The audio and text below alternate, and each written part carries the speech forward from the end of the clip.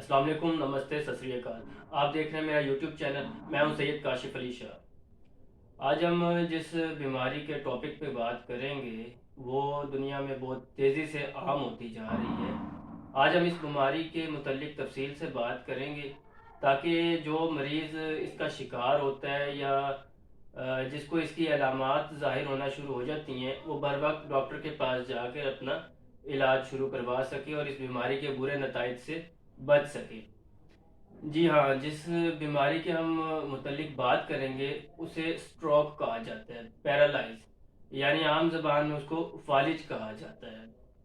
मोटापे, शुगर और बीपी की ज़्यादती की वजह से हमारे खून में क्लॉट बन जाते हैं या गदूद बन जाते हैं, जो कि कभी भी किसी दिमाग की किसी एक शरियान में अचानक से उसमें ब्लॉकेज कर देते हैं और उस ब्लॉकेज की वजह से हमारे जिस्म का दायां या बायां हिस्सा मफलूज हो जाता है।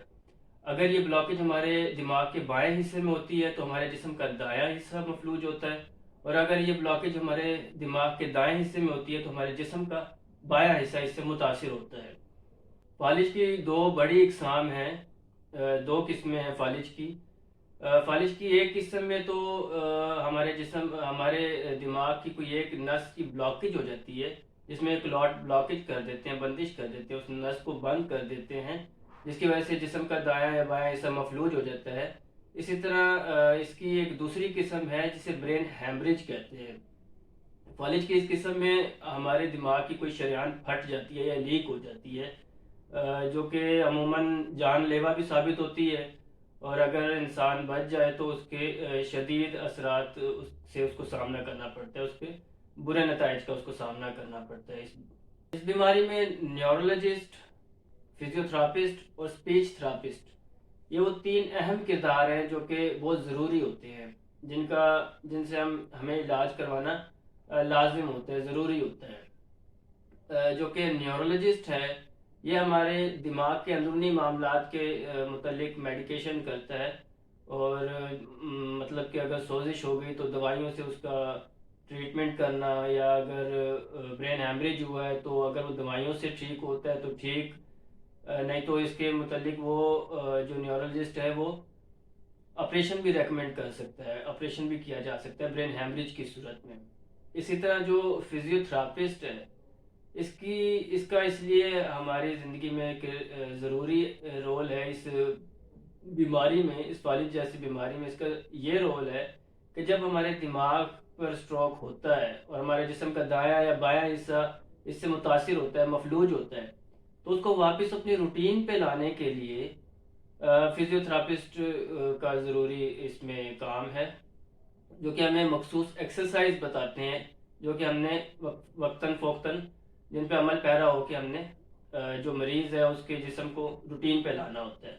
कुछ लोग हैं जो मालिश और मसाज वगैरह शुरू कर देते हैं, अपने तौर पे घर में एक्सरसाइज करवाना शुरू कर देते हैं, जो कि मरीज़ के लिए नुकसानदेह है, क्योंकि जिस्म के ये हिस्सा पहले ही ढीला पड़ चुका होता है बीमारी की वजह से, और मसाज वगैरह करने से वो और ढीलापन का शिकार हो जाते हैं।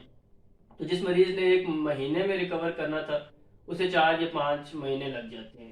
इसलिए आप खुद से डॉक्टर मत बने, आप फिजियोथेरापिस्ट से रब्ता करें, वो आपको एक्सरसाइज रेकमेंड करेंगे, क्योंकि इनकी एक्सरसाइज पाँवों के लिए अलग होती है, कमर के लिए अलग होती है, और बाजुओं के लिए अलग होती है, और इसी तरह पहले महीने में अलग, दूसरे महीने में अलग, और तीसरे महीने में अलग होती है। इसलिए आपको चाहिए आप अपने फिजियोथेरापिस्ट से रब्ता कर लें।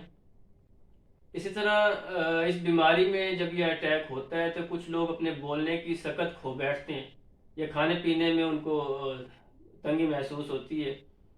तो इस लिए आपको चाहिए कि आप को जब आपका कोई मरीज़ इस तरह का है जो बोलने की सकत खो बैठता है, तो आप अपने स्पीच थेरापिस्ट से रब्ता करें। स्पीच थेरापिस्ट आपको इसके मुतलिक बहुत सी एक्सरसाइज भी बताएंगे और मेडिकेशन भी उस तरीके से करेंगे ताकि आपका मरीज़ जल्द से जल्द रिकवर कर सके। ये तमाम बातें करने का मकसद ये है कि मरीज़ को और उसके अहले खाना को इन इन तरीक़ों का, इन मामलात का, इन प्रोसेस का पता होना चाहिए कि खुदा न खास्ता अगर आपको या आपके किसी प्यारे को اس بیماری کا سامنا کرنا پڑتا ہے تو اسے پتہ ہو کہ اس نے کس طریقے کے تحت اس بیماری سے لڑنا ہے اور اس بیماری سے اپنے آپ کو ریکور کرنا ہے۔ کچھ لوگ ہوتے ہیں جو بہت جلد پینک ہو جاتے ہیں، گھبرا جاتے ہیں۔ مریض تو پہلے سے ہی گھبرایا ہوا ہوتا ہے کہ جی مجھے کیا ہو گیا، میں بالکل ٹھیک ہوں گا یا نہیں ہوں گا، وہ تو پہلے سے گھبرایا ہوتا ہے۔ لیکن اہل خانہ بھی پینک ہو جاتے ہیں، جبکہ اہل خانہ کو چاہیے کہ اپنے اس مریض کو کانفیڈنس میں لائیں، اسے بتائیں کہ وہ بہت جلد ریکور ہو جائے گا اور پہلے جیسا ٹھیک ہو جائے گا۔ اگر ہم اس بیماری کی علامات کے متعلق بات کریں تو اس میں ایسا ہے کہ جی آپ کو جو بھی مریض ہے، جو بھی ایسا شخص ہے جسے فالج ہونا ہے، تو اسے پہلے تو ایک ہفتہ پہلے ہی اسے اس طرح کے علامات کا سامنا کرنا پڑے گا۔ اسے پہلے ہی علامات رونما ہونا شروع ہو جائیں گی۔ بولنے میں دقت کا سامنا کرنا پڑ سکتا ہے اور چہرے کا کوئی حصہ ڈھلکنا شروع ہو جائے گا۔ اسی طرح B P high B P کا مسئلہ، دھندلا پن یا دو نظر آنا اس طرح کا، یا خاص طور پر جسم کا کوئی ایک حصہ سن ہونا شروع ہو جائے گا۔ اگر آپ کو یہ علامات ظاہر ہوتی ہیں اپنے اندر یا کسی اپنے پیارے میں، تو آپ جلد سے جلد ڈاکٹر سے رجوع کریں اور بر وقت علاج کروائیں تاکہ آپ کو اس بیماری کے برے نتائج سے آپ بچ سکیں۔ میں آپ کو ایک نسخہ بتاتا چلوں۔ آپ جب آپ کوئی ایسا مریض ہے جو سٹروک کا شکار ہوا ہے، اس کا دایاں یا بایاں حصہ جسم کا مفلوج ہوا ہے، یا صرف بازو یا صرف ٹانگ مفلوج ہو چکی ہے، تو اس کو چاہیے کہ وہ نمک کے ذریعے بھی اپنی تھراپی کر سکتا ہے، سالٹ تھراپی جسے کہتے ہیں۔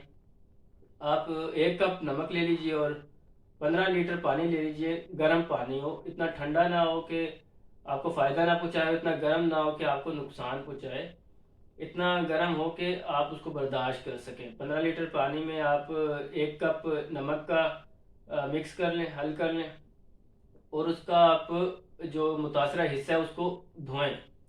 آپ 10 سے 15 منٹ تک اس کو باقاعدگی سے دھوتے رہیں اور اس کو ساتھ ساتھ ملتے رہیں۔ اس طرح کے اگر آپ ٹریٹمنٹ گھر میں کرتے رہیں گے تو آپ کا مریض بہت جلد ریکور کر جائے گا اور پہلے جیسی روٹین میں وہ واپس آ جائے گا۔ لیکن جب آپ یہ پروسیس کریں گے تو آپ نے اس کو ہوا سے بچانا ہے، اس کو کسی قسم کی ہوا نہ لگے، اس حصے کو، اس مریض کو ہوا نہ لگے۔ اسی طرح جو مریض بولنے کی سکت کھو بیٹھے ہیں ان کے لیے ایک دوا ہے، دواء المسک۔ دواء المسک یہ آپ کو پنسار کی کسی بھی دکان سے بآسانی میسر ہو جائے گی۔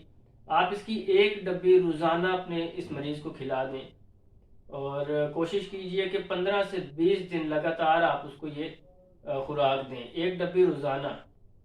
کسی بھی ٹائم میں آپ اس کو چمچ بھر بھر کے کھلاتے رہو اور 1 ڈبی روزانہ اس کو کھلا دیں اور 15 سے 20 دن آپ اس کو یہ دواء المسک استعمال کروائیں، انشاءاللہ آپ کا مریض جلد ریکور کر جائے گا۔